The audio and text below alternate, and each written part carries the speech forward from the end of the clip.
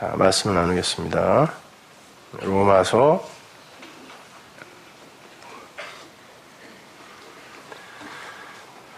85번째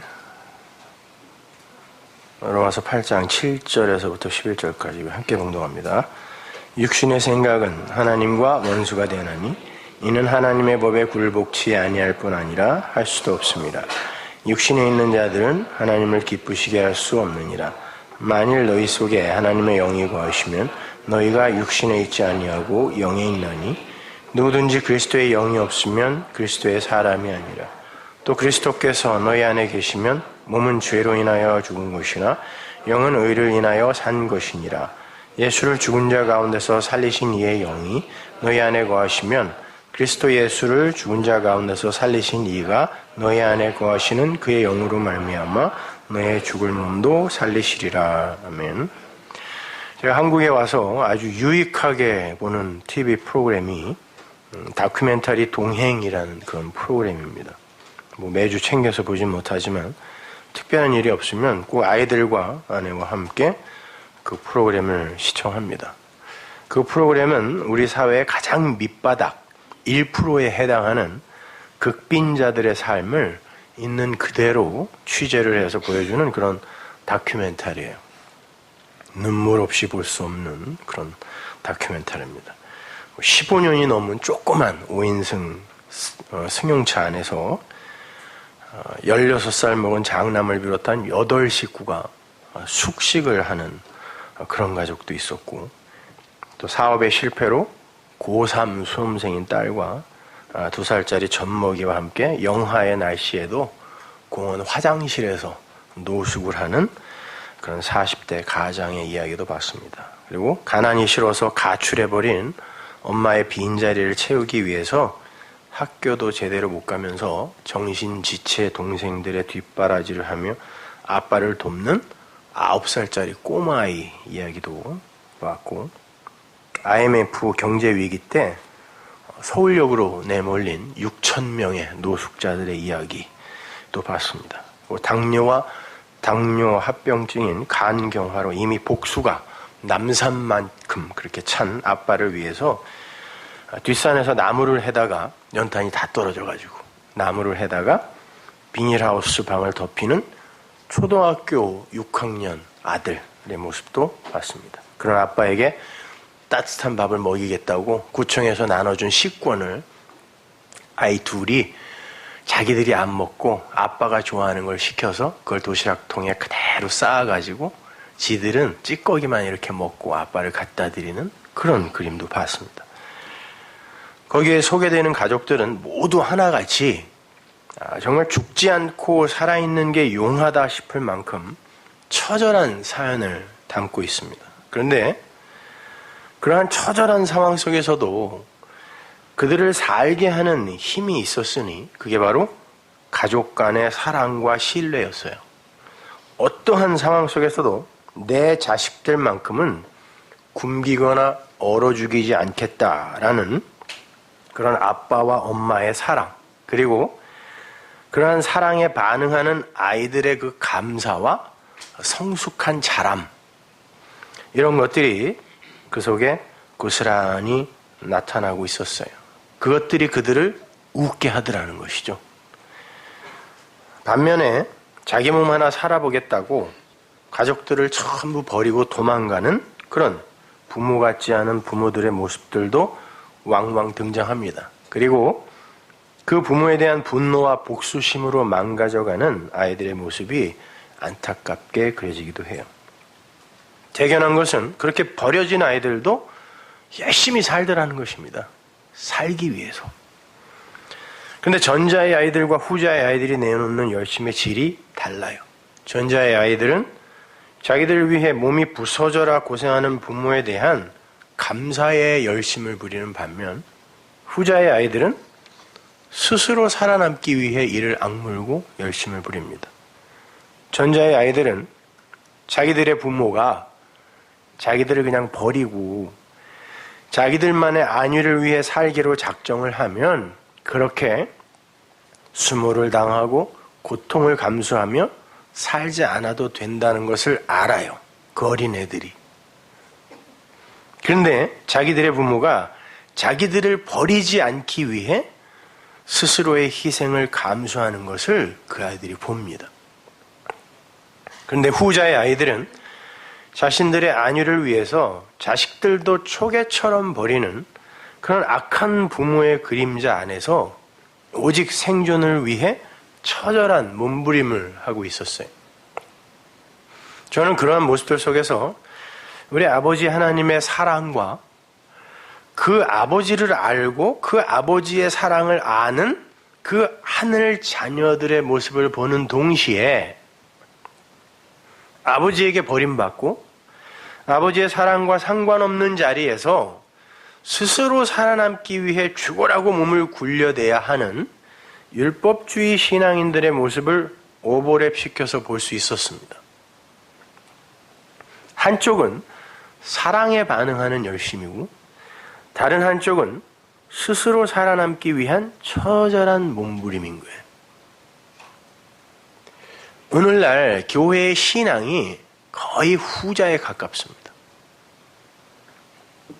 하나님의 사랑은 알지도 못하고 그냥 버림받은 자의 자리에서 스스로 살아남기 위해 스스로의 에너지와 자원과 능력을 발휘하여 불태워 살아남기 위해 안간힘을 쓰는 거.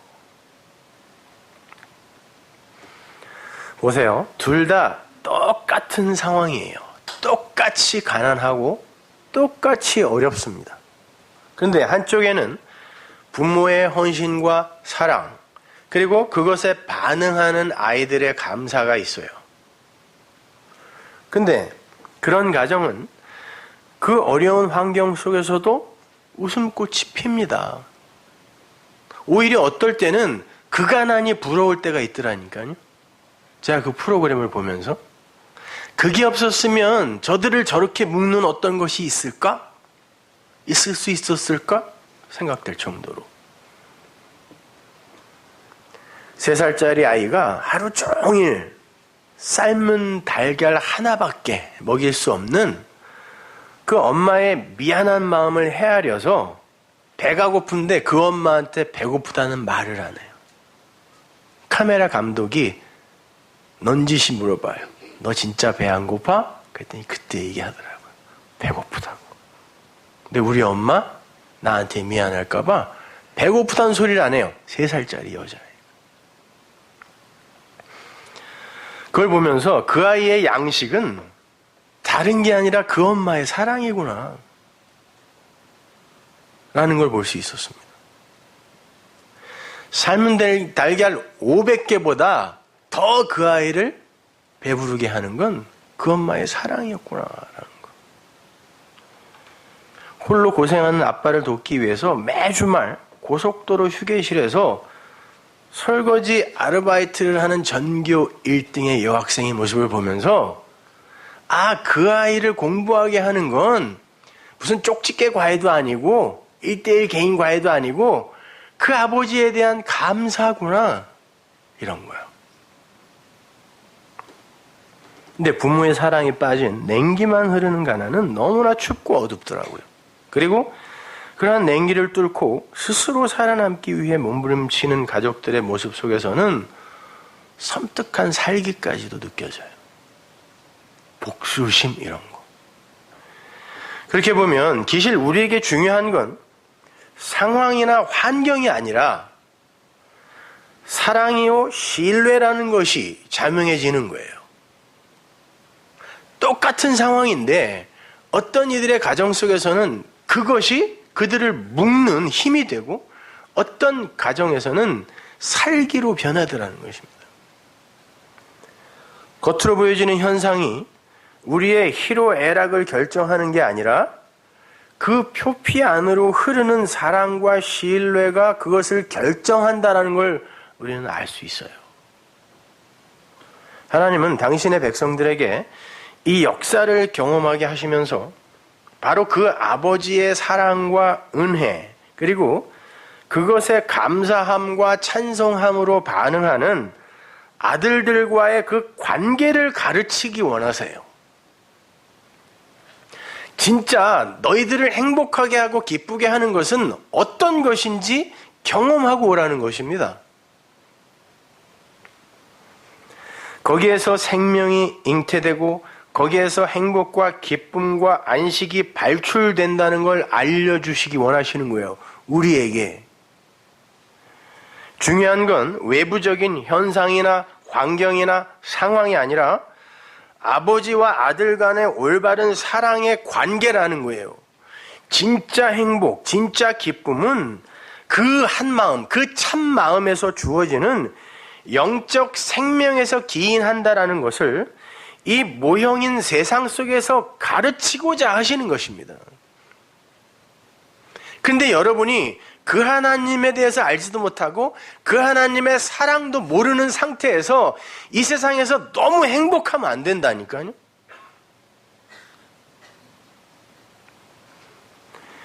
제가 볼 때 이 세상의 보편적 현실은 그 다큐멘터리 동행이라는 프로그램 속에 등장하는 하위 1%의 그 극빈자들의 생활과 사실은 별반 다르지 않아요. 이 세상은 하늘의 풍요를 담을 그릇이 못 됩니다. 그래서 성경은 이 세상의 현실을 눈멀고 귀먹고 가난하고 병들고 어둡고 황량하고 고통과 슬픔과 눈물이 가득한 곳이라고 묘사를 해요. 나중에 하나님 나라가 오면 그것이 없어진다 그러는 거 보면 그것으로 꽉 찬 곳이 이 세상이라는 것입니다. 아니, 심지어 이 세상은 죽음으로 가득 차 있다 그래요. 죽음으로 가득 차 있다. 인간들이 스스로의 열심과 노력으로 아무리 번영과 성숙과 변화와 발전을 추구하고 성취한다고 해도 그것이 진짜 풍요가 아니라 그래요. 너희가 부유하다고 하나 실상은 벌거벗었고 가난한 줄 너희가 알지 못하니라 라는 하나님의 일가를 보면 이 세상이 부유라고 풍요라고 자랑하는 그건 사실은 그게 가난이라는 것입니다. 그러니까 이 세상은 그 하늘의 행복과 기쁨을 그 안식을 담을 수 있는 그릇이 못 된다니까요. 너희들 착각하지 말라는 거예요. 그거 진짜 행복 아니라는 것입니다. 하나님의 백성들에게 하나님은 그걸 알려주고 싶은 거예요. 그러니까 환경이나 상황이나 외적 성취 정도에 따라서 발생하는 그런 행복이나 기쁨이나 만족 같은 건 사실 허상이며 안개 같은 것이라는 거예요. 어찌 보면 그건 진짜 행복과 진짜 기쁨을 호도하기 위한 미혹에 가까운 것입니다. 그 진짜 행복과 진짜 기쁨을 기대하지 않게 만드는 가짜. 마찬가지로 상황이나 환경에서 오는 절망이나 좌절이나 고통 등도 사실은 진짜 절망이나 진짜 고통을 호도하기 위한 가짜인 거예요. 진짜 행복, 진짜 기쁨, 진짜 안식은 아버지의 마음을 알고 그 마음을 알아, 그 사랑을 알아, 그것을 자기 마음으로 갖게 됐을 때 비로소 가질 수 있는 것이에요. 그게 하늘의 행복이고 하늘의 기쁨이란 말입니다. 눈에 보이는 그런 나타난 현상계의 그런 상황이나 현실이 아니라니까요. 거기에서 오는 어떤 감정적인 그런 흐름, 이런 것이 아닌 거예요. 근데 우리는 거기에 휘둘리고 있다는 거예요, 지금이요. 진리를 알고 있다고 하면서도. 그리고 진짜 불행, 진짜 고통, 진짜 절망은 그런 가난, 그러한 질병 정도가 아니라 아버지에게 버림받고 그 아버지의 사랑이 없는 곳에서 영원을 살아야 하는 영적인 것임에도 불구하고 이 세상 아담들은 육적 환경과 육적 성숙, 육적 실패와 육적 성취가 주는 그런 감정 따위에 이리저리 휘둘리고 있는 거예요. 그러니까 진짜 가치라는 건 세상의 세계관으로 판단되는 외적으로 나타난 성공과 실패, 번영과 퇴보 여하에 달려있는 게 아니라 그러한 현상들 속에 내용으로 심어져 있는 하나님 아버지의 그 마음, 그 자기 계시를 아느냐 모르느냐에 있는 거예요. 그걸로 슬퍼하고 그걸로 기뻐해야 되는데 거기에는 관심들이 없어요. 생각해 보십시오. 어떤 이들의 가난과 고통, 그러나 그 속에서도 꿈틀대는 사랑과 희망의 그 모습이 당사자들이나 그 삶을 음으로 양으로 저처럼 이렇게 접하게 된 누군가에게 그 진리의 일면을 교훈해주고 있다면 그 삶이 그저 그냥 가난하고 추레한 삶입니까? 그냥 그렇게 판단하면 되는 거예요? 그거? 거기에 나오는 사람들이 이구동성으로 하는 말이 가난은 죄래요. 진짜 가난은 죄입니까?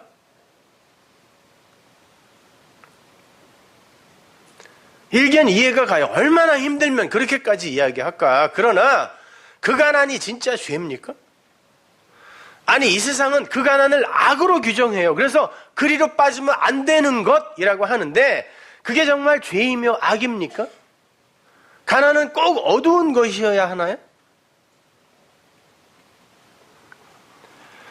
그러한 삶 자체가 하나님에 의해 누군가에게 진리를 전하기 위한 도구로 쓰임을 받는 것이라면 그게 진짜 가치 없는 걸까요?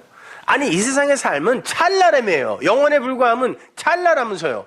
근데 그 찰나의 삶이 비록 그 찰나 동안 좀 불편하더라도 하나님에 의해 들려 쓰임을 받는다면 그게 진짜 가치 없는 거예요? 속으로는 아니라고 하면서도 그래도 왜 나야? 그런 불만은 있죠.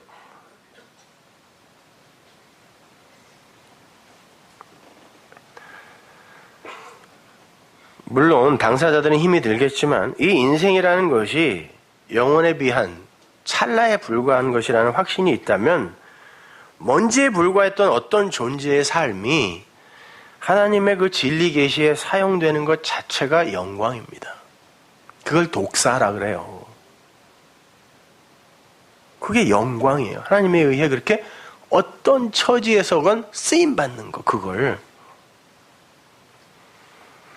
어떤 이들의 고통스럽고 절망적인 삶이 하나님을 떠난 이들의 결국을 예시하는 그런 역할로 쓰임을 받는다면 우리가 그걸 보고 하나님은 왜 이렇게 불공평해? 누구는 저렇게 살게 하고 누구는 이렇게 살게 하고 우리가 그걸 보고 그런 이의를 제기할 수 있는 것인가요? 그것이요?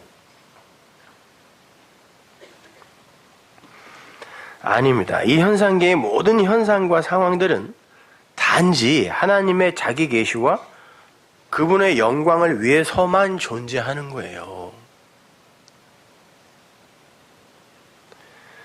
그렇다면 그 모든 것들은 다 그 자체로 가치가 있는 겁니다. 심지어 죄와 악, 가난과 어둠까지도 하나님의 손에 들려 사용될 때 그 자체로 가치를 발휘하게 되는 거예요, 여러분. 죄밖에 없는 세상에서 하늘의 의를 뭘로 가르칩니까? 제발 생각 좀 해보세요. 의는 없나니 하나도 없다며요. 그럼 세상에 의가 없다는 말이죠. 그러면 의가 없는 세상에서 하늘의 의를 뭘로 가르치냐고요. 죄가 무엇인지를 가르쳐서 그것이 아닌 것으로 가르칠 수밖에 없다니까요. 생명은 예수 안에만 있다 그래요? 그럼 생명이 없는 이 세상 속에서 그 생명을 가르칠 수 있는 건 선악의 열매를 먼저 주어, 율법을 주어 그것이 아닌 것이 생명이야 라고 가르칠 수밖에 없잖아요. 그런데 그러면 교회에서 우리가 말씀을 통하여, 율법이라는 걸 통하여, 말씀이라는 걸 통하여 마땅히 배워야 할 게 뭐냐면 그 죄가 무엇인지를 배워야 된다니까요. 그런데 그걸 가르쳐주지 않고 무조건 죄 짓지 마라고만 하면 어떻게 하냔 말입니까? 그 죄가 뭔지를 알아야 의를 알고 생명을 아는데 무조건 착하게 살아, 성숙해야 돼, 성화해야 돼 라고만 가르치면 어떻게 그들이 생명과 의를 아냐고요. 근데 오늘날 기독교의 목적과 가르침은, 그것도 건전한 교회의 가르침은 전부 거기에 머물러 있다니까요.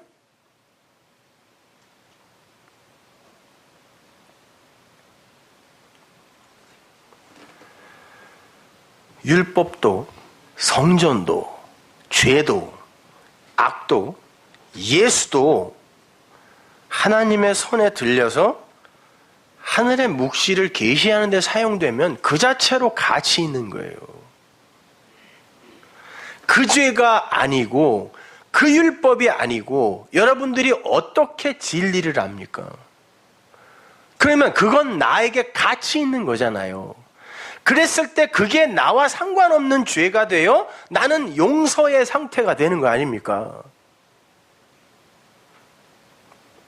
근데 무조건 착해지라 그러고 되지도 않는 거, 지나 먼저 그렇게 살아보라 그래요. 되나? 아니, 겉으로 드러나는 삶은 그렇다 쳐. 자기 마누라한테 한번 물어보세요.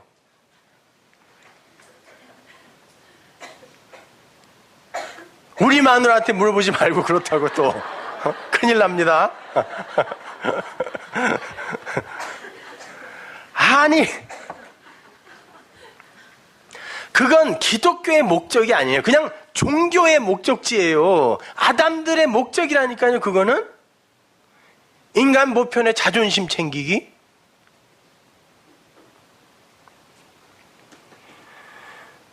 그것을 진리 안에서 볼 줄 아는 사람이 그 속에서 하나님의 계시를 읽어낼 때 그건 비로소 가치를 갖게 되는 거예요. 그래서 어거스틴이 오 거룩한 죄요 라고 한 거라니까. 내가 그거 없이 어떻게 이 하나님의 의와 생명을 알게 됐겠는가. 예를 들어서 하나님이 진리의 차서를 담아 이스라엘에게 주신 그 성전을 통해서 하나님의 사랑과 은혜를 보고 깨닫는 이에게 있어 그 성전은 가치 있는 선물이죠. 선지자들이 그랬잖아요. 그래서 꼭 성전 마당에 가서 설교한 거예요. 선지자들이 딴 데 안 가고. 왜? 이거 아니야. 언제 하나님이 이런 제사 드리라 그랬니? 그들은 그 성전을 통하여 하나님이 뭐라고 말씀하시는지를 들었다는 얘기예요. 그러니까 율법에도 분명히 거기서 그 제사 드리라 그랬는데 선지자들은 가서 아니야, 하나님 그 말한 거 아니야. 사실 하나님의 진의는 그거 아니었단다라고 얘기했죠. 그러면 그에게 있어서 그 성전은 진리인 겁니다. 그런데 그걸 그 성전으로 진리로, 그 성전을 진리로 보지 못하는 이들에게 있어서 그 옛 성전은 그게 죄라니까요.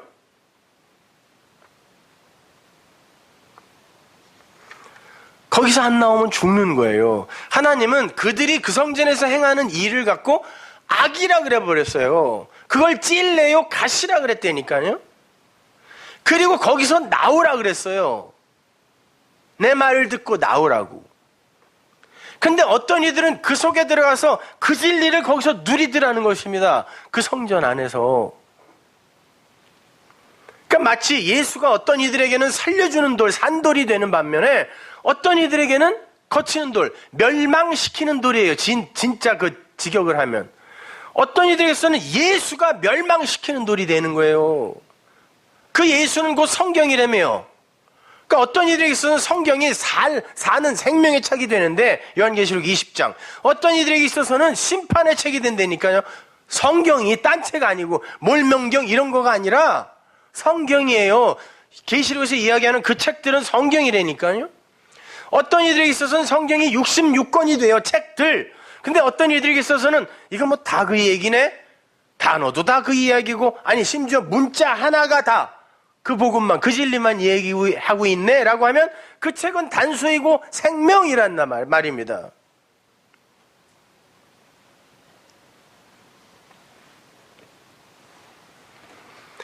이 세상에서 부자로 살면서 그러한 세상 속 부유함이 진짜 부유함이 아니다라는 것을 그걸 통하여 배운 자주장사 루디아나 마가나 이런 사람에게 있어서는 그 재물이 복이에요.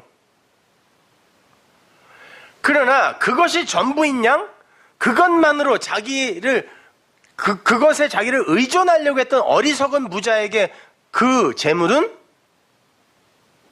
악입니다. 그것 자체가 저주라니까요. 가난하고 부유하고 이런 게 문제가 아니에요. 이왕이면 열심히 일해서 부자로 사세요, 제발. 누가 그런 게 가난이래요? 청빈? 무슨 놈의 청빈이요? 이왕이면 능력되면은 잘 벌어서 사세요. 그거는 신앙과 아무 상관없어요. 그러나 그것을 통하여 여러분은 진리를 배우셔야 된다니까요. 마찬가지로 70년간의 그 포로 생활을 통하여 우리가 하나님의 은혜를 떠나면 이렇게 죄의 종, 세상의 종, 세상 풍속의 포로 이렇게 살 수밖에 없는 거구나 라고 배우면 그 70년 포로 생활이 복이에요. 그러나 하나님은 왜 우리가 이렇게 열심히 하는데 날 돕지 않아? 이건 도대체 뭐야? 왜 내가 겪지 않아도 돼야 될 것을 이렇게 겪어야 돼? 라고 그걸 그대로 표피적으로 받아들여 버리면 그게 벌입니다.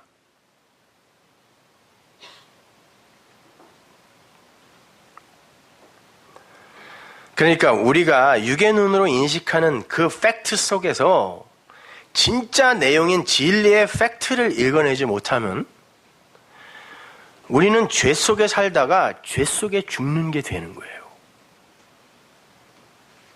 가난과 부요, 성공과 실패, 잘나고 못남 그런 거에 상관없이 이 현상계의 삶 속에서 하나님의 진리를 깨닫지 못하고 가면 그게 곧 저주요.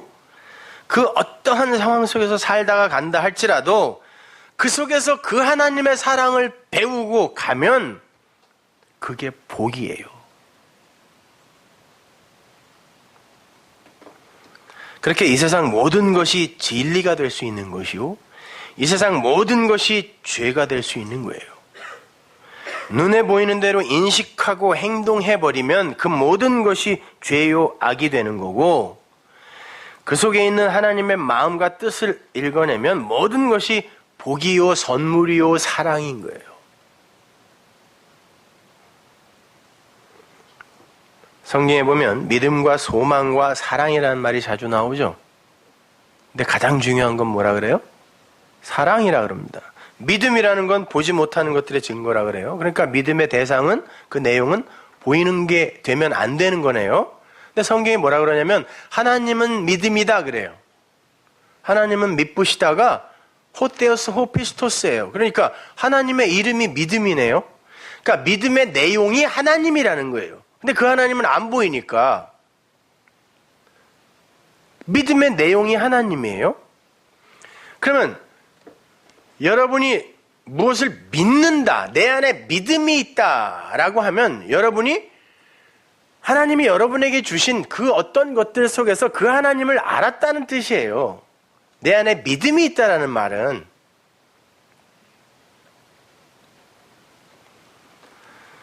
그러면 소망은 뭐겠어요?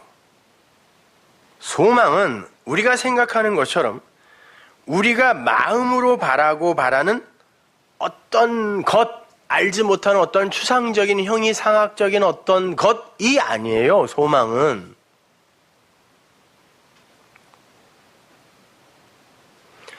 성경에 나오는 소망은 이 역사 속에 던져진 하나님의 백성들이 믿음이라는 것을 그 마음으로 갖게 하기 위해 하나님이 동원한 눈에 보이는 것을 성경이 소망이라 그래요.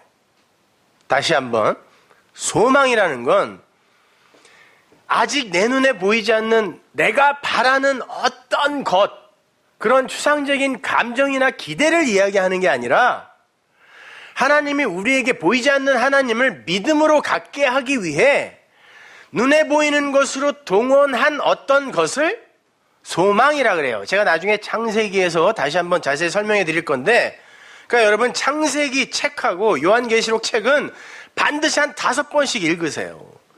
그리고 그런 거 읽지도 않고 쓸데없는 질문 좀 하지 말아요. 그거 옛날에 500번도 더 한 거를 맨날 질문이 그냥 올라오는 게 전부 그거야. 공부를 하고 질문을 하시라니까.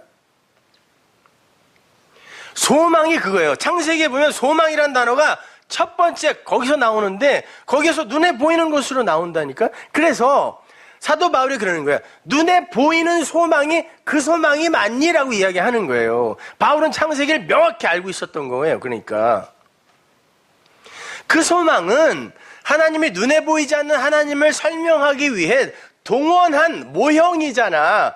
그러면 보이지 않는 소망이 그 진짜 소망이지, 그 보이는 것을 니들이 그대로 받아들여 버리면 그건 소망 아니라니까라고 바울이 이야기하는 거예요. 로마서 8장 24절 보세요. 우리가 소망으로 구원을 얻었음에, 보세요. 우리가 소망으로 구원을 얻었대요. 소망은 저 미래에 있는 어떤 거라면서요. 아니잖아요. 여기 보니까 소망으로 우리가 구원을 얻었대요. 뭐 성경, 예수, 성전 이런 게 다 눈에 보이는, 하나님이 우리에게 믿음을 주기 위해 동원한 눈에 보이는 나타난 것이잖아요. 십자가 마찬가지죠. 우리가 그 소망으로 구원 얻었어요. 맞아요. 그게 뭔지를 알았으니까. 보이는 소망, 그러나 그 나타난 그것 자체가 소망이 아니잖아. 예수가 소망이 아니고 십자가가 소망 아니잖아. 그 안에 담겨있던 그 진리가 소망이잖아 라고 이야기하는 거예요. 보이는 것을 누가 바라리요? 만일 우리가 보지 못하는 것을 바라면 참음으로 기다릴지니라. 자 보세요. 그걸 소망이라 그래요. 그러면 그 보이지 않는 하나님을, 포피스토스를 내 안에 이제 믿음으로 갖기 위해 하나님이 동원한 어떤 것으로 우리는 공부를 하고 배워야 돼요. 예수, 성경, 십자가, 성전, 세상, 인간 이런 것들. 자, 믿음을 갖기 위해 우리는 보이는 소망이라는 것으로 공부를 하는데, 배우는데 그것에서 이거라고 알게 됐어요.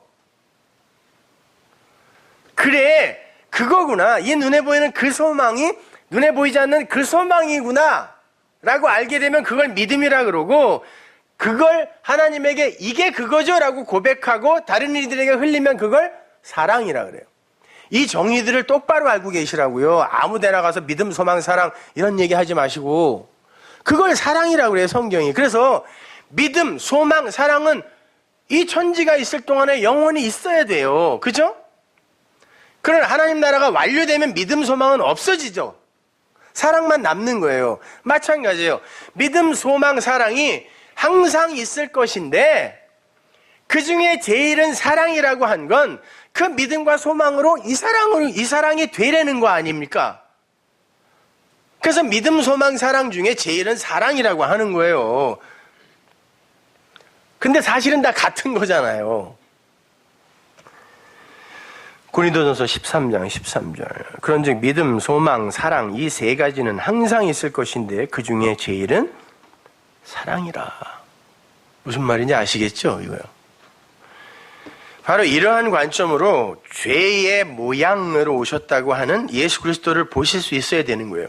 예수님을 그 모양대로만 인식하고 그분이 이 세상 속에서 일으키신 기적이나 표적, 십자가, 부활 이런 걸 나타난 현상 인식 수준에 내 밖의 것으로 인식해버리면 대부분이 그렇습니다, 여러분.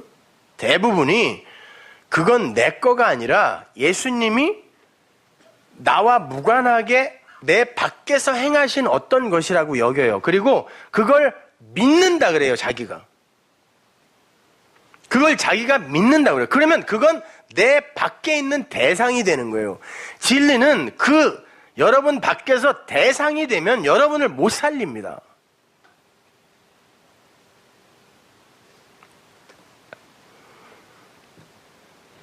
우리는 그렇게 예수, 십자가, 그리고 그분이 하신 일, 그분이 일으키신 표적, 기적, 이 모든 것들을 그냥 현상 인식 수준으로 보게 되면 그것으로 죄를 짓는다 그래요. 그래서 예수님이 그런 거예요. 죽은 자를 살리고 풍랑을 꾸짖어 잔잔하게 하고 문둥병자를 낫게 하고 하면서 니들 나가서 절대 이야기하지 마. 절대 이야기하지 마. 왜? 우리가 지금 원하는 것도 그런 거 아닌가요? 죽은 자가 살기 위해, 구원받기 위해, 병 낫기 위해, 부자 되기 위해 교회에 오는 사람 없어요? 근데 예수님이 니들 그따위 인식을 복음이라고 누구에게 가서 함부로 얘기하지 마. 절대 얘기하지 마. 그랬다니까요. 그건 다 진리를 설명하기 위한 내용이 있는 것이었는데 사람들이 그냥 눈으로 봐버리면 그리고 그걸 우와 하고 놀래버리면 하나님은 십자가로 우리를 구원하실 수 있대. 그 피가 우리를 대속했대. 이렇게 그냥 놀래버리는 수준에서 끝내버리면 그리고 그걸 믿는다 그래요. 또 하나님은 그래요. 얘기하지 마. 그런 거 얘기하지 마. 죽은 자가 살아나고 풍랑이 잠잠해지고 문둥병자가 일어나는 건 다 진리를 복음을 내용으로 담고 있는 거야. 하나님의 그 사랑을 내용으로 담고 있는 거야. 니들의 그 원래 자리, 처음 자리, 그리고 니들의 실체, 그거 보여주는 거야. 그리고 그걸 비로소 존재로 완성할 수 있는 건 하나님의 능력밖에 없어를 보여주는 건데, 그래서 너희들 안에 네가 누구이며 하나님이 누구인지를 마음으로 갖게 하기 위한, 그리고 그것을 이루시는 하나님의 그 능력의 실체인 사랑이라는 게 뭔지를 가르쳐주기 위한 그런 거였는데 니들이 그것까지 모르고 그냥 나타난 것으로 나를 소개하면 그게 죄야 그러는 거예요. 예수님이 풍랑을 잠잠케 하고도 얘기하지 마 그랬어요. 예수님이 그랬죠. 요나의 표적, 내가 보일 건 요나의 표적밖에 없어 그랬습니다. 그리고 예수님이 왜 배에서 잤겠어요? 요나가 잤으니까 똑같이 주무시는 거예요. 졸려서 잔 게 아니라 이게 요나의 표적이야 라고 가르쳐주기 위해 요나처럼 배에서 주무신 거라니까요. 깨웠습니다. 니들이 믿음이 없어 라고 했어요. 믿음이 없으면 세상은, 풍랑은, 늘 바다는 니들을 덮치게 되어 있다 이야기하시는 거예요. 그래놓고 이 풍랑을 잠잠케 할 수 있는 건 하나님의 말씀밖에 없어 라고 하시고 말을 하시는 거예요. 풍랑아 잠잠해라. 바다야 잠잠해라. 그 진리의 말씀이 된 이들에게 있어서 이 세상은 그들을 더 이상 범접할 수 없는 것이 되는 거예요. 그렇잖아요. 태풍은 항상 어디서 일어나요? 바다에서 일어나요. 왜 성경이 이 세상을 저주의 바다라고 할까요? 그리고 왜 구원이라는 것을 낚시라 그래요? 왜? 사람을 낚는다 그러죠. 바다에서 뽑아낸다는 뜻이에요. 바다에 사는 존재를 뽑아낸다라는 건 죽여버린다는 뜻입니다. 그거. 아니 고기들이 바다가 이거 너무 지루해 라고 해변에 나와서 일광욕하면 굴비 되는 거예요. 바로 죽음이라니까요. 그건. 근데 그걸 구원이라 그래요. 하나님이. 그 저주의 바다를 딛고 서는 건 하나님의 말씀밖에 없다는 거예요. 그래서 말씀으로 오신 그분이 그걸 딛고 서시는 거예요. 그리고 심지어 바다를 밟고 오셨다, 걸어오셨다라고 할 때 쓰인 그 단어는 바다를 짓밟다라는 단어예요. 진리는 그 저주의 바다를 짓밟아버리는 힘이 있다니까요.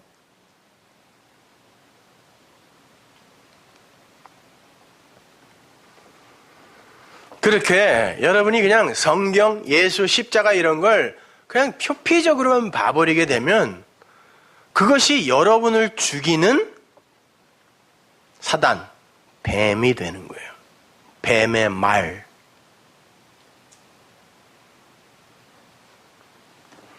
그러나 그 죄의 모양 속에 담겨있는 하나님의 사랑을 진리로 읽어내어서 내 마음으로 갖게 되면 그에게 있어서 그 예수 그리스도와 그 말씀, 그건 살리는 영이 되는 거예요. 그래서 예수님이 죄의 모양으로 왔다라고 하는 거예요. 그 모양을 그냥 봐버리면 예수가 죄란 뜻이에요, 그게. 성경을 읽는 모양 그대로 봐버리면 성경이 죄라는 뜻이에요. 그래서 여러분을 죽이는 책이 된다라고 한다니까요.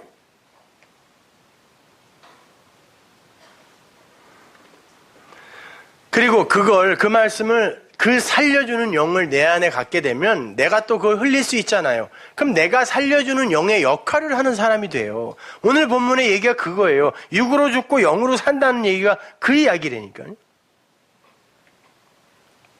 그러나 쉬운 얘기는 아니란 말입니다. 이렇게 설명해 볼게요. 이 세상 모든 만물과 그 만물이 존재하는 원리가 과학이라는 것에 의해서 밝혀지고 정리가 되어져 가고 있죠, 지금. 우린 그걸 그냥 팩트로 인식하고 동의해 버려요. 아, 그거 자연은 이런 거야. 원리라는 건 이런 거야. 이렇게. 그 안에 들어있는 하나님의 뜻과 능력과 신성에 대해서는 관심도 없죠.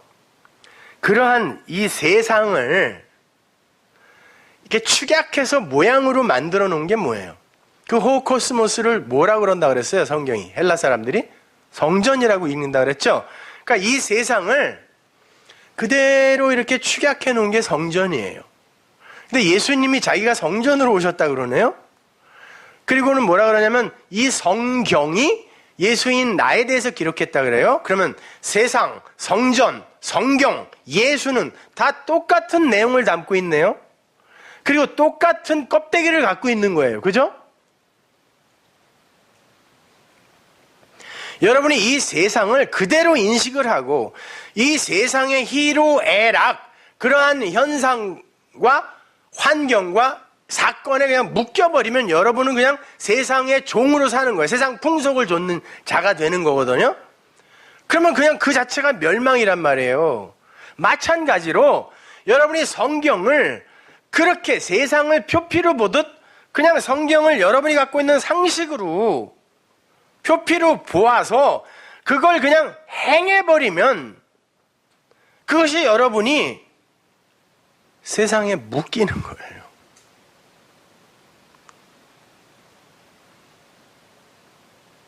마찬가지로 예수와 십자가를 진리로 보아내지 못하고 그냥 그걸 무조건 믿음의 대상으로 갖고 가버리면 여러분이 거기에 묶이는 거란 말이에요. 그것은 여러분에게 걸림돌이 된단 말입니다. 그게 죄의 모양이라니까요. 그럼 죄의 모양은 뭐예요? 그 모양 안에 그걸 모르면은 그 모양에 갇혀서 거기에 연합되어 그 죄가 된다는 그런 뜻이란 말입니다. 여러분, 예수님께서 당신을 따르는 자들은 반드시 자기 십자가를 지게 된다 그랬죠? 그 말은 예수의 십자가가 자기 십자가는 하나밖에 없어요. 우리가 그 십자가에 매달려야 된다는 그런 뜻이 아니라 그 예수의 십자가가 자기의 죽음으로, 예수님이, 하나님이 그렇게 하지 않았으면 우리는 절대로 산 존재일 수가 없는 거구나 하고 거기서 그 십자가로, 그 나나토스의 그 십자가의 죽음, 예수의 죽음이잖아요. 그 죽음으로 내가 그 나나토스를 갖게 됐을 때 그걸 생명이라 그래요. 그게 내 십자가라니까요. 그게 자기 십자가란 말입니다.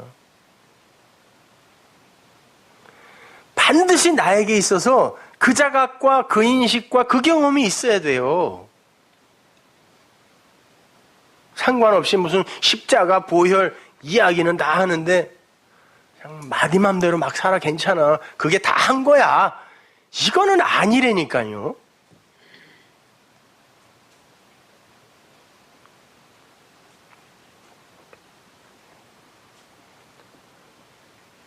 예수님께서 나를 쫓는 자는 반드시 자기 십자가를 지고 나를 쫓아야 된다고 말씀하신 건, 그렇게 내 십자가가 자기 십자가가 되지 않으면 니들이 말하는 십자가는 그냥 예수인 내 십자가야.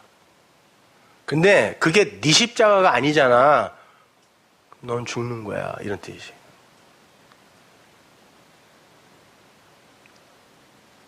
그 십자가를 예수의 십자가로만 갖고 있으면 넌 죽는 거야. 이렇게. 너 나 쫓는 거 아니야.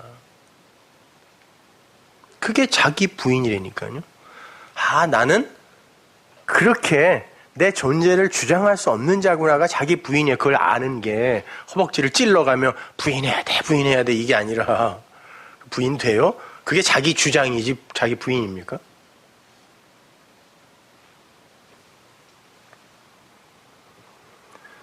그래서 보이는 세상의 대표, 옛 성전의 대표로 죄의 모양을 입고 오신 예수님이 언약의 기둥 위에서 육을 삭제당하신 거예요. 예수님이 성경이라면서요. 예수님이 성전이라며요. 예수님이 율법이라면서요. 그럼 이건 껍질이잖아요. 모형이잖아요.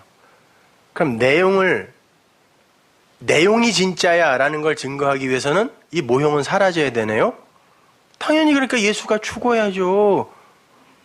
내가 살아있었으면, 그때 당시에 내가 살아있었으면 예수를 안 죽이게 할 수 있었을 텐데 그놈을 막이라 그랬어요. 하나님이 반드시 죽어야 된다니까요.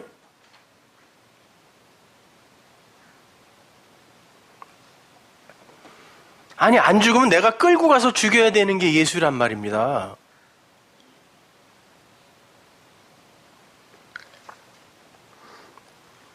그러니까 그 십자가 사건은 인간을 포함한 이 세상과 성경과 예수는 절대 껍데기로 표피적으로 문자적으로만 보면 안 된다는 강력한 웅변이 십자가였던 거예요.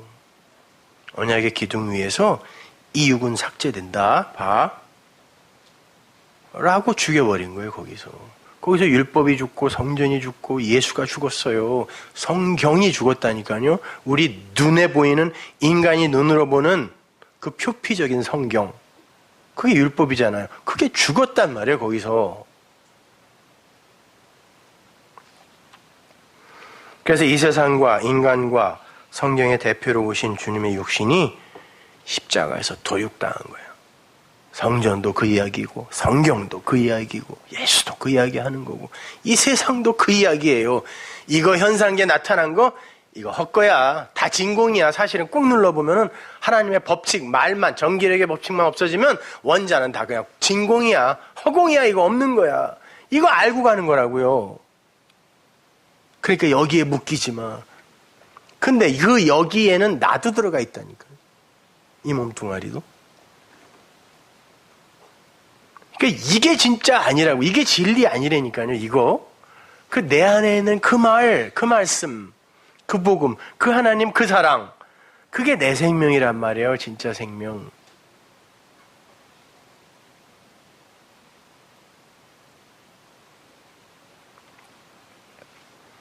성경을 보면 하나님께서 당신과 당신 백성들을 우리로 묶어버리죠. 구약 성경에 보면 자주 나와요. 신약 성경에서는 사도들이 또 우리라는 말을 잘 쓰죠. 그죠? 뭐 고전 중에 마틴 부버의 나와 너라는 책이 있는데 뭐 읽으라고 말씀드리는 거 아니에요? 쓰레기 같은 책. 예전에는 제가 그 나와 너를 그것에 근거하여 이렇게 정의를 해봤었는데 그거는 다분히 인위적인 정의예요. 여러분 한번 생각해 보십시오. 우리라는 건요. 문자에서 보면 히브리 사람들의 개념에서 보면 우리라는 단어의 개념은 나와 너, 우리가 아니에요. 나들이에요. 다 나가 모이면 그걸 우리라 그래요. 나의 복수를 우리. 하나님은 당신의 백성들이 하나님의 사랑 안으로 이렇게 함몰되어 들어와서 하나님 나 아니네요. 하나님이 나를 살려야 나는 비로소 그 하나님의 생명력으로 산존재되는 거네요. 라고 그렇게 하나님의 사랑 안으로 이렇게 함몰돼 들어와 그것과 연합되면 그 고백이 나의 죽음이잖아요. 그죠? 보세요. 선악과를 따먹고 인간은 항상 선악의 주체가 되어서 자기가 하나님처럼 살아요. 그래서 피곤한 거예요. 내가 선, 악의 주체가 되어서 이건 선한 거야, 악한 거야 늘 결정하고 선택해야 되기 때문에 그게 지옥이라니까요. 그렇게 되면 하나님의 상대편에서 심지어 하나님마저도 탄핵을 해요. 하나님 공평하지 못해. 그렇게 일하면 안 돼요. 내가 어떻게까지 정성을 들였는데 나한테 이렇게 대해? 이렇게 된다니까요, 인간이. 신앙을 가진다고 하면서도. 그러면 하나님 측면에서 나는 너예요. 그죠? 나와 너로 갈리는 거라니까요. 그게 아브라함의 이야기, 창세기 15장에서의 캐리투투예요. 재물을 사이에 두고 인간과 하나님이 이혼 증서를 가운데 두고 이렇게 캐리투투, 카라트로 갈라진단 말입니다. 분리예요, 그거는요. 그런데 그 상태에서 인간이 아니네요, 하나님. 저는 이렇게 하나님과의 대척점에서 나의 수고와 노력이 그 재물이니까 이 재물로 말미암아 이렇게 갈라지면 안 되는 거네요 라고 내가 죽었을 때 비로소 하나님과 내가 한쪽에서 바라보게 돼요. 사랑은 뭐 이렇게 서로 마주보는 게 아니라 한쪽을 바라보는 거라며요. 하여튼 뭐 그런 거예요. 이렇게 하나님과 내가 사랑하는 존재가 되는 거예요. 그때 그래서 제사를 지낼 때도 그러는 거예요. 병풍이 항상 10폭이라 그랬죠. 그 병풍 뒤는 항상 보이지 않는 어떤 것을 가리어 놓는 그 병풍의 역할이 그거고 그 뒤는 우리가 모르는 어떤 것을 상징하는 거예요. 그래서 사람이 항상 죽으면 그 뒤로 들어가는 거예요. 죽지 않고 들어가면 거기서 뭐 싸우러 들어가거나 아니면 조 터지러 들어가거나 이거지 죽어야 그 비밀 속으로 들어가는 거라니까요.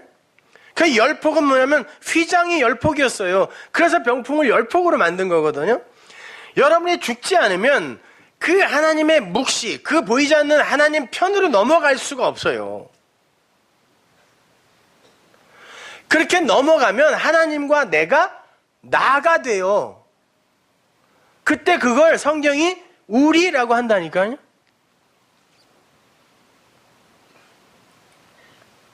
사도들도 마찬가지예요. 그렇게 해서 우리라는 개념을 써요. 그들은요. 하나님이 모세를 애굽으로 보내면서 하나님 내가 누가 보냈냐고 너 물어보면 너 누가 보냈어라고 물어보면 누가 보냈다고 얘기해야 돼요. 그랬을 때 하나님이 준 단어가 뭐냐면 나예요. 영어로 뭐 I am who I am이라고 써놨지만 그 단어가 그냥 나라니까요. 근데 당시의 문헌들을 다 뒤져봐도 그 나라는 단어가 없어요. 그건 사람들이 쓰는 단어가 아니었어요. 그 제왕들의 비석 같은 걸 봐도 그냥 이 사람이라고 써요. 나를. 근데 그때 처음으로 하나님이 나라는 단어를 준 거예요. 나. 그럼 모세가 가서 뭐라 그래요? 너 누가 보냈어? 그랬을 때 나. 그러면 사람들이 네가 너를 보냈냐? 그럴 거 아니에요. 하나님이 거기서 하고 싶은 말이 뭐냐면 내가 너에게 내 말을 주면 너는 그 즉시 네 육을 삭제당하게 되고 네가 내 말이 되는 거야. 그게 나야. 네가 내 역할을 하는 거야. 이게 나라고요. 나.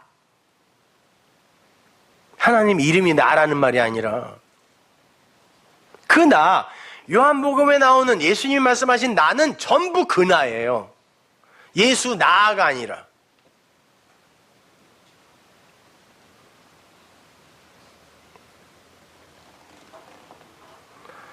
따라서 우리는 예수와 십자가를 섬기는 수준에서 진일보해서 그 예수의 생애와 그 십자가의 죽음을 내 것으로 하여 살아야 되는 거예요. 아니 절대 하나님의 백성은 그렇게 살 수밖에 없어요. 그래야 자기 십자가를 진 우리가 되는 거예요. 절대로 하나님 앞에서 너로 존재하면서 그분을 두려움으로 섬기는 자리, 그 수준에 머물러 있으면 안 돼요. 그게 죽음이란 말입니다. 성도는 부유함 속에서도 이것이 진짜 부유가 아니구나 하고 그 부유에 대해서 죽고, 가난한 환경 속에서도 이러한 가난 속에서도 아버지의 사랑만 있으면 그게 진짜 풍요네 라고 그 가난도 죽여버리는 거예요. 그 가난에 대해서 내가 죽는 거고 그것이. 그게 현상계를 벗어나는 거라니까요. 그걸 안식이라 그래요. 그걸 평안이라고 한다고요. 여러분의 환경이 변하는 게 아니라, 근데 예배당에 와서 그 환경 얘기만 하고 있다니까, 하나님한테. 그거 바꿔달라고? 거래도 하고.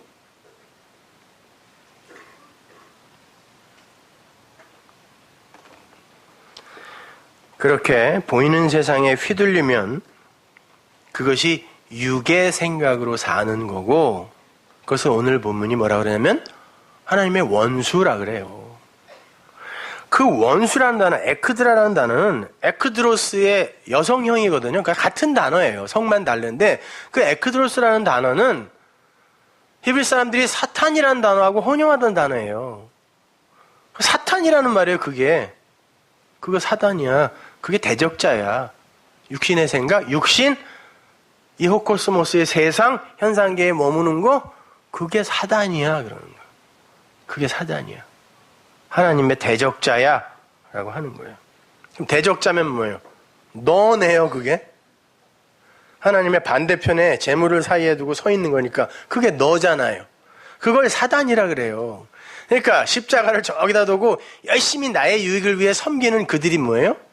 그걸 사단이라 그래요.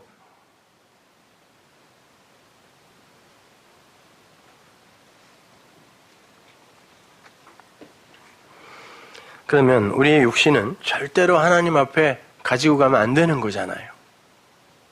그렇죠?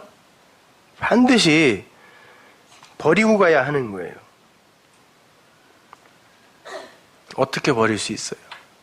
그 본문 9절과 10절에 나오는 거예요. 답이 거기 있어요. 우리 안에 그리스도의 영, 즉 하나님의 영이 있으면 너희의 몸은 죽은 거다 그러잖아요.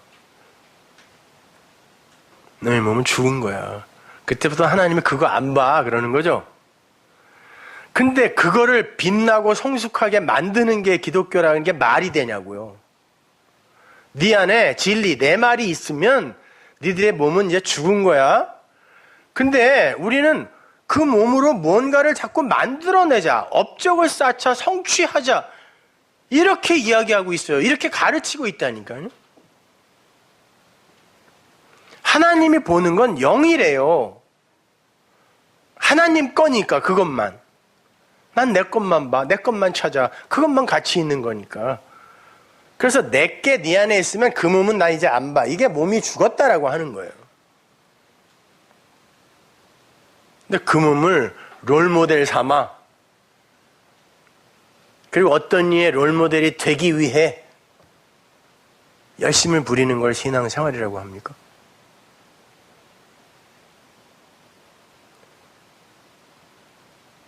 그렇게 살지 말라는 게 아니라 그건 기독교의 목적이 아니란 말이에요. 그건 그냥 당연히 하는 거라고 생각하시고 그것 말고 진짜 해야 할 걸 왜 그걸 강조하느라 놓치느냐는 말이에요. 저는요.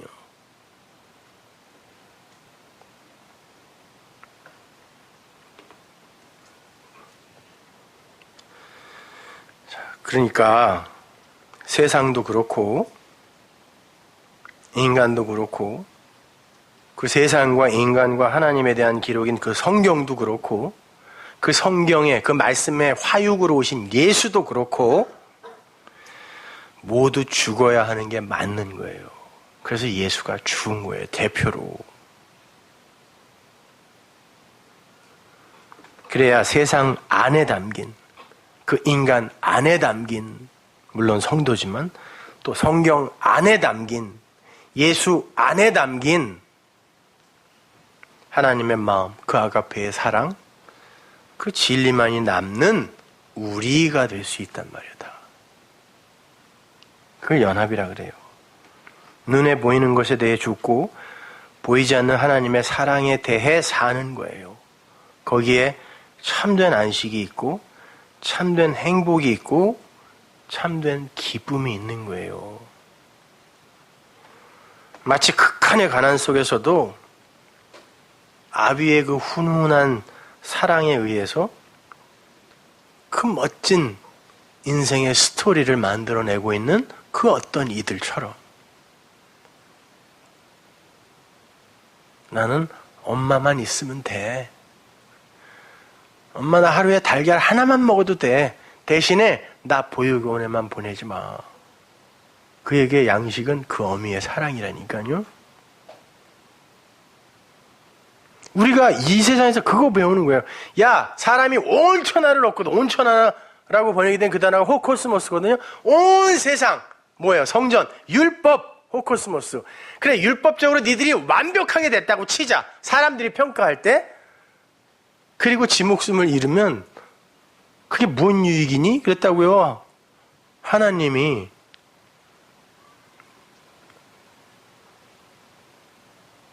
온 천하가 그게 성전이란 단어예요.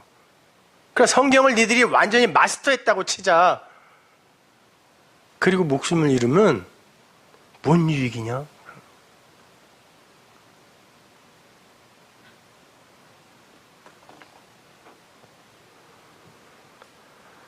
그러니까 지금 여러분이 겪고 있는 어려움이나 고난 등을 그 나타난 현상으로만 보고 그것으로 절망해버리거나 좌절해버리거나 고통을 당해버리면 여러분은 힘들게 그 상황을 겪으면서 죄 짓는 거예요. 아니, 안 그럴 수가 없어요. 그러나 그거에 지지는 말라는 말이에요. 육신을 갖고 있고 통점이 살아있는 이 몸뚱아리를 내가 입고 있는데 어떻게 멀쩡하겠냐고요. 그렇지 않아요. 아파요. 그렇지만 여러분의 마음속에 그 진리로 그것에 져버리면 안 된다니까요.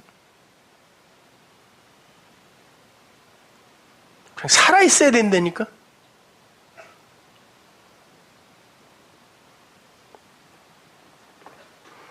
우리는 그러한 상황이나 현상 속에서도 우리를 사랑으로 끌어안으시고 우리의 등을 토닥토닥 두들기시면서 그래, 이제 조금 남았어. 금방이야. 이 아빠가 너에게 네가 꼭 배워야 할 걸 가르치기 위해서 이 과정을 그냥 통과시키는 거야. 조금만 참아라고 토닥토닥 말씀으로 우리에게 말씀하시며 쫓아오시는 그 하나님을 잊으시면 안 된단 말입니다. 그래서 오늘 설교 제목이 토닥토닥. 하나님의 말씀은 전부 토닥토닥. 응? 아가, 조금만 참아. 그거에 그 조그만 애기들도 힘을 얻어서 그러면 그 맛없는 거 먹으면서도 다 맛있대. 거짓말인 거 뻔히 알아요, 저는요, 진짜. 근데 그 조그만 애들이 그 엄마, 그 아빠, 그게 더 소중하니까 다 맛있대. 간장에다가 밥만 비벼주는데 다 맛있대. 하물며 영적인 세계를 살아간다고 하는 우리 성도가 이 현상계의 그런 현상들에게 지면 안 되잖아요.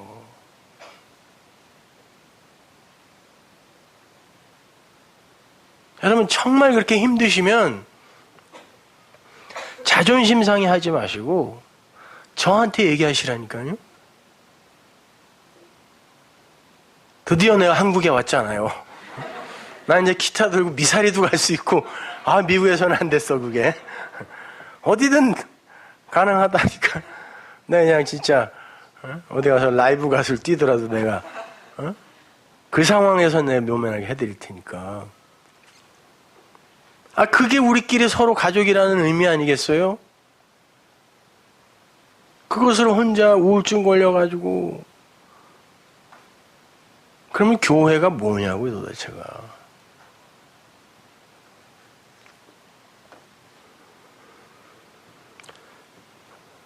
그렇게 그 아버지의 뜻, 그 아버지의 사랑을 여러분의 현실 속에서 읽어내지 못하면 바울의 말대로 우리가 가장 불행한 자예요. 우리가 가장 불행한 자예요. 그것을 여러분의 부활이라는 생명의 에너지를 쓰지 못하면 우리가 가장 불행한 자예요. 교회는 눈에 보이는 성숙이나 눈에 보이는 업적이나 눈에 보이는 번영이나 눈에 보이는 행복과 기쁨과 감동 등을 만들어내는 곳이 아닙니다. 그리고 그걸 추구하는 곳도 아니에요. 오히려 그런 것들의 위험성을 올바로 깨닫고 그리스도의 영으로 살아나서 하나님 아버지의 사랑으로 함몰돼 들어가는 진짜 아버지의 일이 일어나는 곳이어야 하는 거예요. 하나님의 사랑과 은혜 안으로 함몰되어 들어간 나, 그런 하나님의 은혜나 능력이 아니면 존재도 될 수 없는 나, 그렇게 내가 진짜 하나님과 연합이 되어버리면 너의 자리에서 그 사단 노릇했던 나가 거기서 죽어요. 그러면 하나님이 말씀하신 우리 안으로 내가 그 즉시 쫙 빨려들어. 하나님과 우리 편 그런다니까요. 하나님이 우리 편. 천지 창조주가 우리 편 그러면 끝난 거예요. 근데 왜 너의 자리에서 자꾸 그분을 사단으로 몰아세우냐고요. 그러면 그분이 우리를 사단 그런다니까요.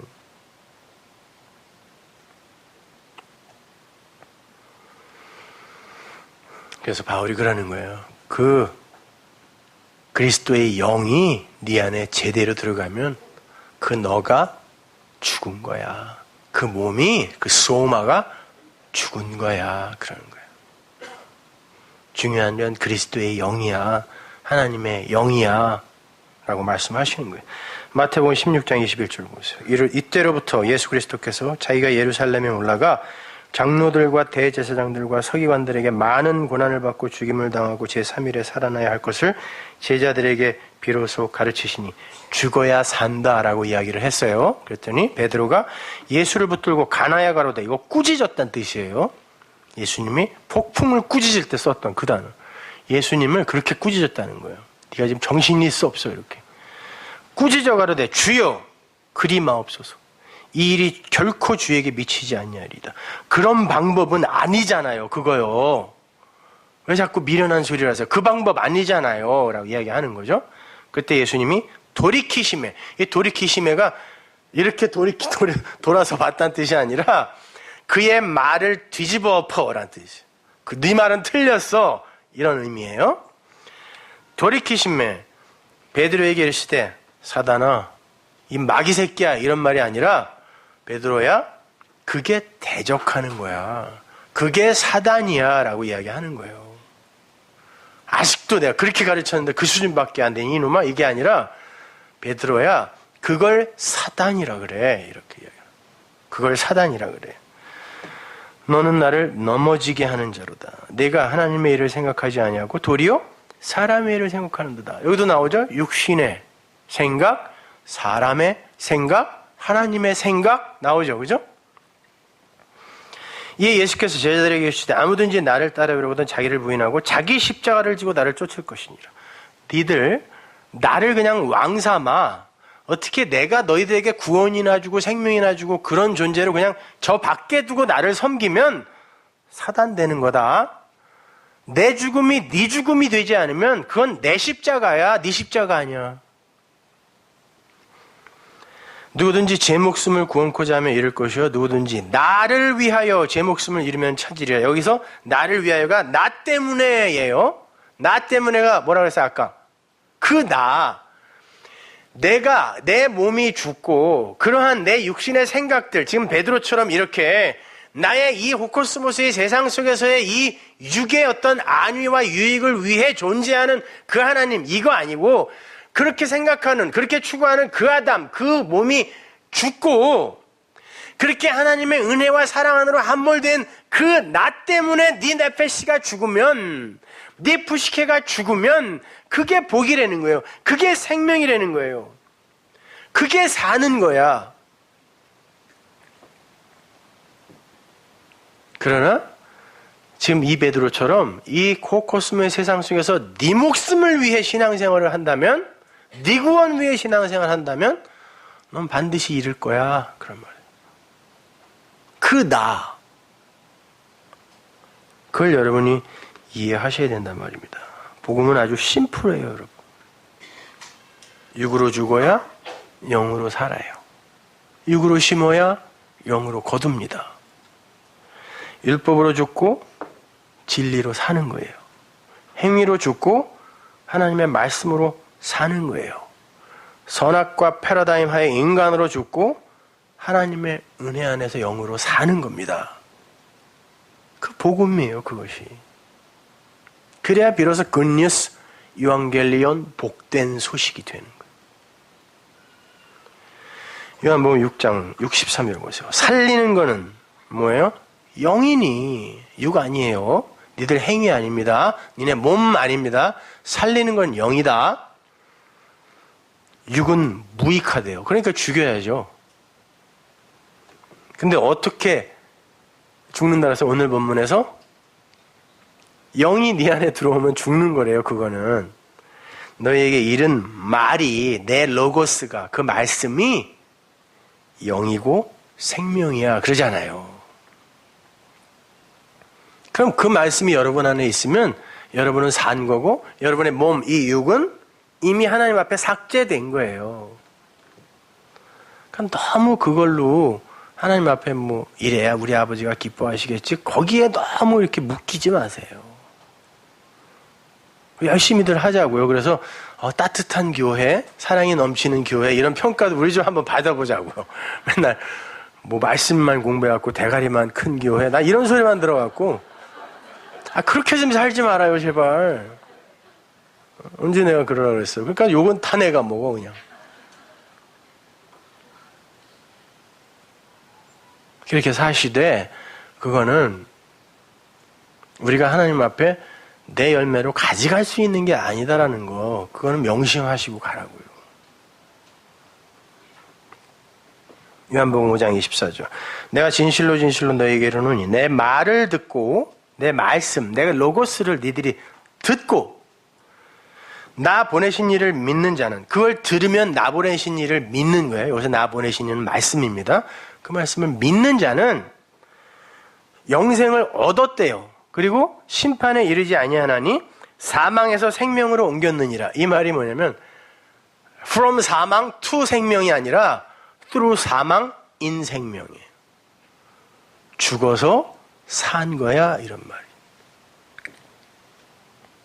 그게 죽는 거고 그게 사는 거란다 이런 말이에요. 그 말을 들은 자는, 제대로 들은 자는. 진실로 진실로 너희에게 이르노니 죽은 자들이 하나님의 아들의 음성을 들을 때가 오나니 곧 이때라. 듣는 자는 살아나리라. 여기서 죽은 자들은 네크로스죠. 그 죽은 자들은 말씀으로만 살아난대요. 말씀으로. 아들의 말씀, 아들의 음성. 히브리서 보면 천사와 아들을 이렇게 대조하죠. 그건 뭐 그 하늘에 날아다니는 그 천사가 아니라 안겔로스라는 것은 하나님의 말씀을 이렇게 대언하고 전하는 자들이란 뜻인데, 그들이 다 하나님의 말씀, 성경을 갖고 전하는데 아들이 아닌 자들이 있다는 뜻이에요. 그래서 히브리서에서 그 아들, 그 천사를 이렇게 갈라서 설명해 주는 거거든요. 마찬가지로 여기서도 하나님의 아들의 음성, 그 아들이 된 자의 입에서 나오는 그 진리가 살리는 거지, 무조건 성경 말씀을 뇌까린다고 살아나는 거 아닙니다, 여러분. 계시록 20장 4절 보세요. 듣는 자는 살아난다 그랬어요. 또 내가 보니, 보좌들을 보니 거기 앉은 자들이 있어 심판하는 권세를 받았더라. 성도들입니다. 또 내가 보니 예수의 증거와 하나님의 말씀을 인하여, 자, 진리예요. 이거는 한마디로 바꾸면 진리로, 복음을 인하여 목배임을 받은 자들의 영혼들. 목배임을 받았다라는 건 뭐라 그랬습니까?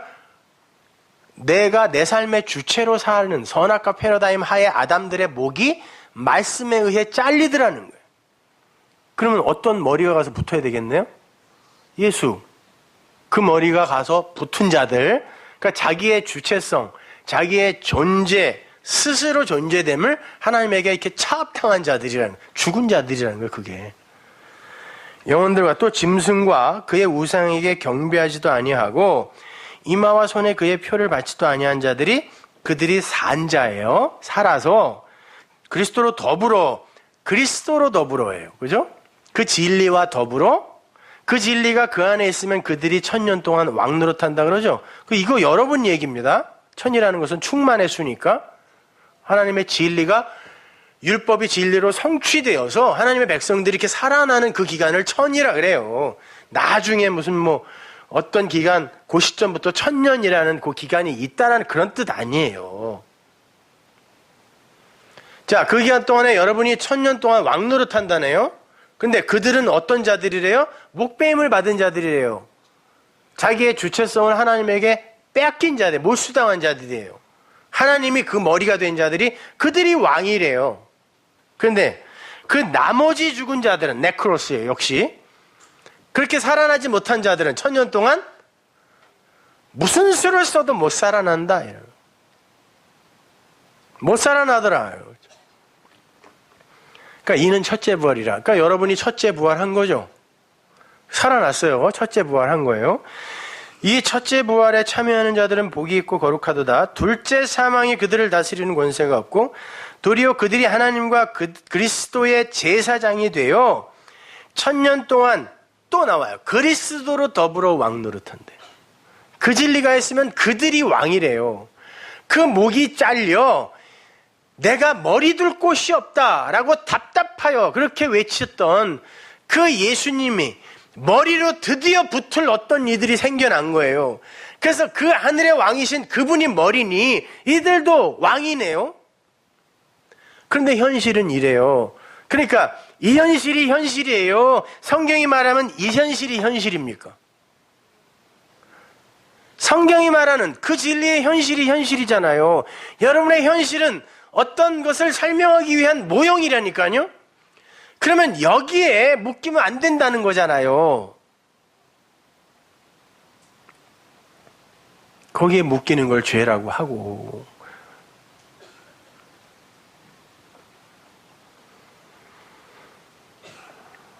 그러니까 이 땅에서의 하나님의 백성들의 상황이나 환경이나 그 처한 현실, 그 전체는 그냥 어떤 것을 설명하기 위한 허상이라고 생각하시면 돼요. 그건 여러분을 건드릴 수도 없는 거예요. 진리인 여러분을 건드릴 수도 없는 거예요. 그러니까 눈에 보이는 성숙이나 변화나 번영이나 발전 이런 걸로 사람을 부유하다, 가난하다, 성숙했다, 그리스도인답다, 악마 같다, 못됐다, 잘났네 이런 평가하면 안 된다는 거예요. 적어도 성도는.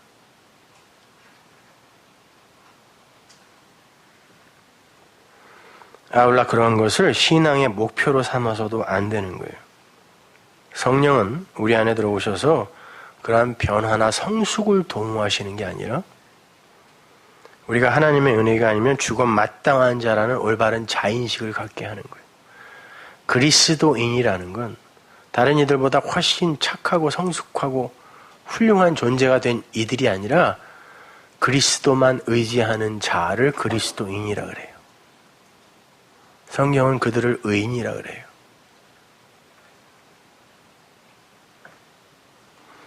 우리는 그렇게 우리의 머리를 삭제당해야 돼요.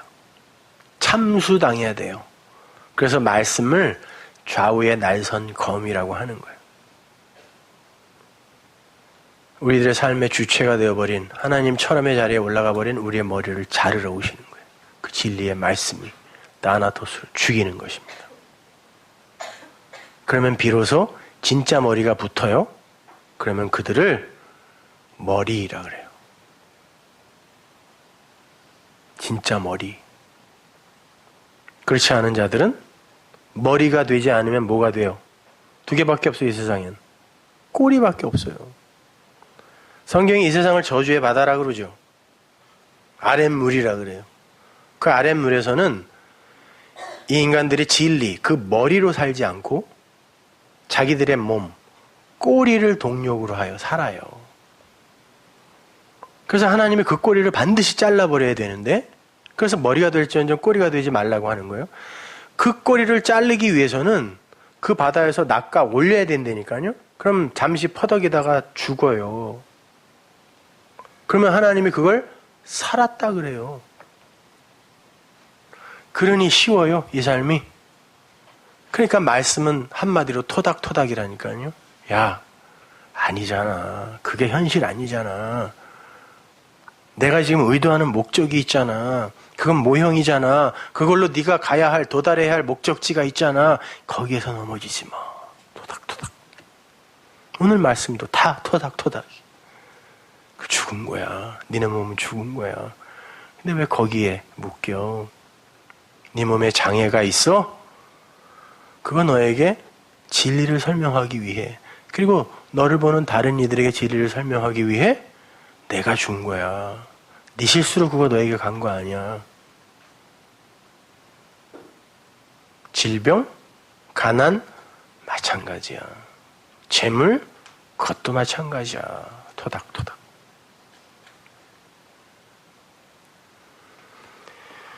이사야서 9장 15절 보세요. 머리는 곧 장로와 존귀한 자요, 꼬리는 곧 거짓말을 가지치는 선지자라. 백성을 인도하는 자가 그들로 미혹해하니 인도를 받는 자가 멸망을 당하는도다. 자, 꼬리가 되세요. 이 세상에서 인간의 자존심을 지킵시다. 이거 다 거짓말이라는 거예요. 거짓말. 거기에 속지 말라라고 합니다. 신명기 28장 12절 보세요. 여호와께서 너희를 위하여 하늘의 아름다운 보고를 열으사. 그 보고에서 뭐가 내려와요? 때를 따라 비가 내린다 그러죠. 비는 뭐라 그랬어요? 은혜의 말씀, 진리. 보배는 그거예요. 그냥 보배를 이렇게 나눠주고 있는데 이게 보배인지도 모르고 이 돼지들에게 이거 던지면 안 되는 건데. 네 손으로 하는 모든 일에 복을 주시리니 내가 많은 민족에게 꾸어줄지라도 너는 꾸지 아니할 것이요. 이거 산상수훈에서 배웠죠. 꾸려고 하는 자들에게 거절하지 말라가 여기서 나온 거예요. 왜? 내가 있잖아요. 거저받은 보배가. 꾸러온 사람들에게 무조건 다 꾸어주란 말 아닙니다. 여호와께서 너로 머리가 되게 하고 꼬리가 되지 않게 하시며, 하나님이 그렇게 하시는 거래죠. 위에만 있고 아래에 있지 않게 하리니. 명확히 나오잖아요. 너 아래 사람으로 만들려고 하는 거 아니야. 위에 사람으로 만들려면 네 꼬리 잘라야 돼. 오직 너는 내가 오늘날 내게 명하는 내 하나님 여호와의 명령을 듣고 지켜 행하며. 이 지켜 행하며, 이것이 간직하다라는 뜻이에요. 네 명령을, 내 명령을 네가 마음으로 간직하면, 내가 오늘날 너에게 명하는 그 말씀을 떠나 좌로나 우로나 치우치지 아니하고. 좌로나 우는 뭐예요? 선악입니다. 다른 신을 따라 섬기지 아니하면, 그러면 그건 다른 신이 되는 거예요. 선악의 하나님. 네가 만일 내 하나님 여호와의 말씀을 순종치 아니하여 내가 오늘날 네게 명하는 그 모든 명령과 규례를 지켜 행하지 아니하면, 마음으로 갖지 아니하면 이 모든 저주가 네게 임하고 네게 미칠 것이니. 내 말을 네가 모르면 그게 다 저주되는 거예요. 네가 성읍에서도 저주를 받으며 들에서도 저주를 받고. 성읍과 들은 뭐다? 성경에서 성전. 네가 있는 이 교회에서 저주받는다는 거예요. 뭘로? 그 말씀으로. 또 네 광주리와 떡반죽 그릇이 저주를 받을 것이다. 네 양식은 그거 진짜 양식 아니라는 거예요. 그래서 떡반죽 그릇이 저주받는다 그러는 거예요. 그 복, 그 저주 이야기하는 거예요. 성경이 말하는 복, 저주는. 그 냉장고에다가 그거 알고 써붙이시라고. 복과 저주 이런 거. 자, 그렇게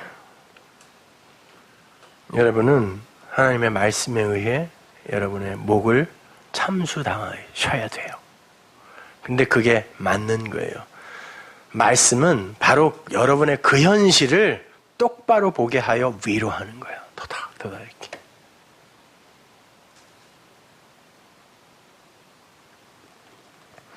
사는 거 별거 없어. 그거야. 그거 하고 가는 거야.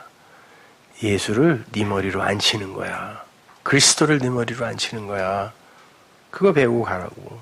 우리에게 이렇게 말씀을 주신 거란 말입니다. 근데 꼭 어물전에 가면 죽은 고기가 가치 없고 홀대받죠.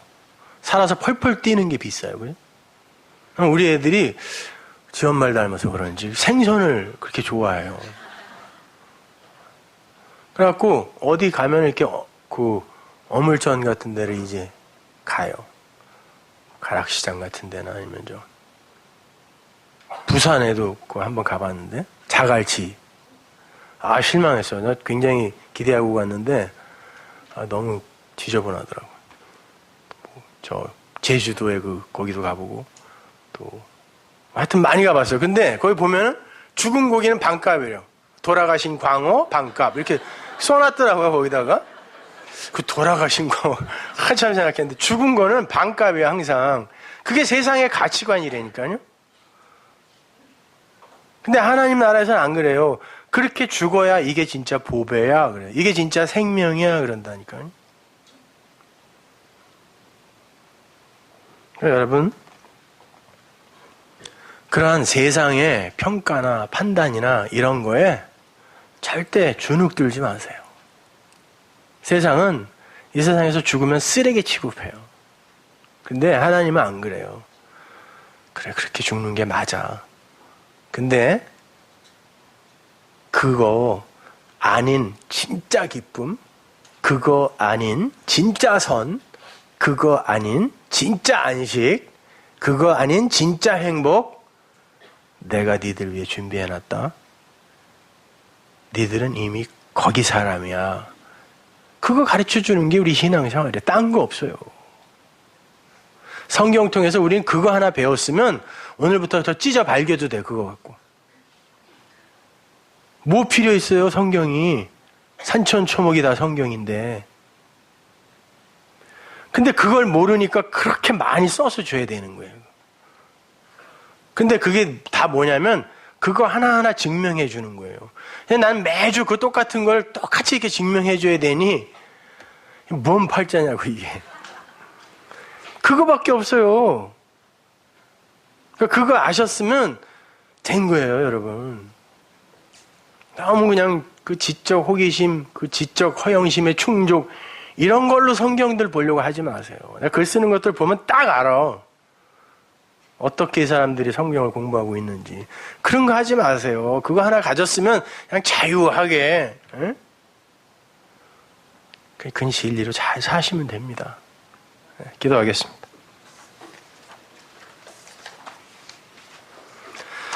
하나님 감사합니다. 아버지 하나님, 사는 건 사실 알고 보면 그렇게 쉬운 건데 근데 우리 몸이 그 길을 자꾸 방해합니다. 하나님의 그 나라로 들어가는 문 앞에 자꾸 장애물을 놓습니다. 하나님, 이 속에서도 우리가 배울 게 있으리라 믿습니다. 잘 배우고 하나님의 진리 놓치지 않고 꼭 붙들어 우리 하나님 토닥토닥 우리 등 두드리면서 오시는 그 길에 그 아버지의 손 꼭 잡고 그 아버지의 사랑으로 한 걸음 한 걸음 씩씩하게 내디딜 수 있게 도와주옵소서. 예수님의 이름으로 기도합니다.